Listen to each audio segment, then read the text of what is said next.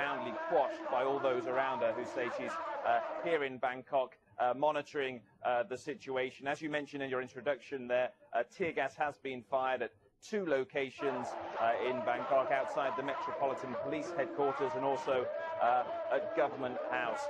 People were expecting this. Today was the day which the anti-government demonstrators had identified as being the day that they were going to triumph in their aim to overthrow the government of the Yingluck Shinawatra. So certainly the government had come out in force in terms of riot police. The army has also been deployed, but in keeping with the policy of the government at the moment, the army are not armed.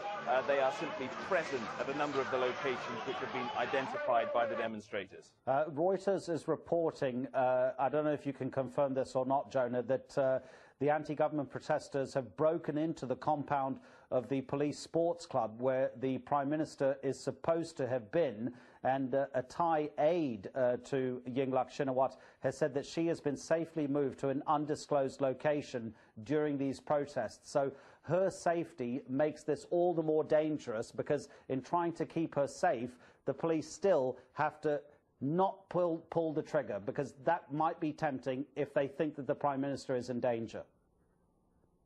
I can't confirm that particular story, but I think it's worth pointing out that what has been repeatedly happening here in Bangkok, particularly in relation to the police here, is that there's almost been an agreement that you may enter here as long as you don't damage our properties. So it's eminently possible that they could have struck some sort of agreement to allow the police into to allow the anti-government demonstrators into that compound, on condition that they did not attempt to do any damage or anything malicious while they are there. So that will obviously be very interesting to see how that develops.